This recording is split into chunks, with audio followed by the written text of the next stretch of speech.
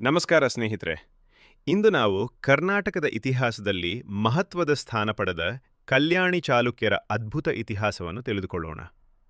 ಕಲ್ಯಾಣಿ ಚಾಲುಕ್ಯರನ್ನು ಪಶ್ಚಿಮ ಚಾಲುಕ್ಯರು ಎಂದೂ ಕರೆಯುತ್ತಾರೆ. ಇವರು ದಕ್ಷಿಣ ಭಾರತದ ಪ್ರಬಲ ರಾಜವಂಶಗಳಲ್ಲಿ ಒಬ್ಬರಾಗಿದ್ದರು. ಇವರ ರಾಜಧಾನಿ ಕಲ್ಯಾಣಿಯಾಗಿದ್ದು, ಇಂದಿನ ಬಸವ ಕಲ್ಯಾಣ್ ಪ್ರದೇಶವೇ ಆ ಕಾಲದ ರಾಜಧಾನಿಯಾಗಿತ್ತು. ಕ್ರಿಸ್ತಶಕ 10ನೇ ಶತಮಾನದಲ್ಲಿ ರಾಷ್ಟ್ರಕೂಟ ಸಾಮ್ರಾಜ್ಯ ದುರ್ಬಲವಾಗತೊಡಗಿತ್ತು. ಆ ಸಮಯದಲ್ಲಿ ತೈಲಪ ದ್ವಿತೀಯನು ರಾಷ್ಟ್ರಕೂಟರ ವಿರುದ್ಧ ಬಂಡೆದ್ದು ಕ್ರಿಸ್ತಶಕ 973ರಲ್ಲಿ ಹೊಸ ಸಾಮ್ರಾಜ್ಯವನ್ನು ಸ್ಥಾಪಿಸಿದನು. ಇದನ್ನೇ ಕಲ್ಯಾಣಿ ಚಾಲುಕ್ಯ ಸಾಮ್ರಾಜ್ಯ ಎಂದು ಕರೆಯಲಾಗುತ್ತದೆ. ತೈಲಪನು ಶೂರ ಮತ್ತು ಚತುರ ರಾಜನಾಗಿದ್ದನು. ಅವನು ತನ್ನ ಸೇನೆಯನ್ನು ಬಲಿಷ್ಠಗೊಳಿಸಿ ಕರ್ನಾಟಕದ ಅನೇಕ ಪ್ರದೇಶಗಳನ್ನು ತನ್ನ ಆಳ್ವಿಕೆಗೆ ಒಳಪಡಿಸಿದನು. ಅವನ ನಂತರ ಸತ್ಯಾಶ್ರಯನು ಅಧಿಕಾರಕ್ಕೆ ಬಂದನು. ಈ ಕಾಲದಲ್ಲಿ ಚೋಳರೊಂದಿಗೆ ಅನೇಕ ಯುದ್ಧಗಳು ನಡೆದವು. ಚೋಳರು ಮತ್ತು ಚಾಲುಕ್ಯರು ದಕ್ಷಿಣ ಭಾರತದ ಪ್ರಭಾವಕ್ಕಾಗಿ ನಿರಂತರ ಹೋರಾಟ ನಡೆಸುತ್ತಿದ್ದರು. ಈ ರಾಜವಂಶದ ಅತ್ಯಂತ ಪ್ರಸಿದ್ಧ ರಾಜ ಎಂದರೆ ವಿಕ್ರಮಾದಿತ್ಯ 6ನೇ.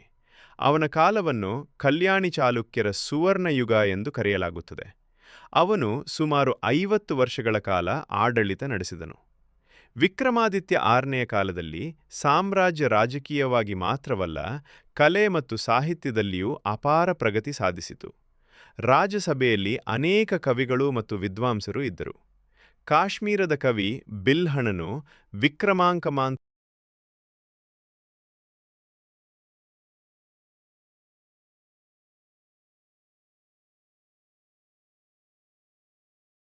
ದೊರೆಯಿತು. ಕಲ್ಯಾಣಿ ಚಾಲುಕ್ಯರು ದೇವಾಲಯ ನಿರ್ಮಾಣದಲ್ಲಿ ಅಪಾರ ಆಸಕ್ತಿ ಹೊಂದಿದ್ದರು. ಅವರ ವಾಸ್ತುಶೈಲಿ ಇಂದಿಗೂ ಜನರನ್ನು ಆಶ್ಚರ್ಯಗೊಳಿಸುತ್ತದೆ.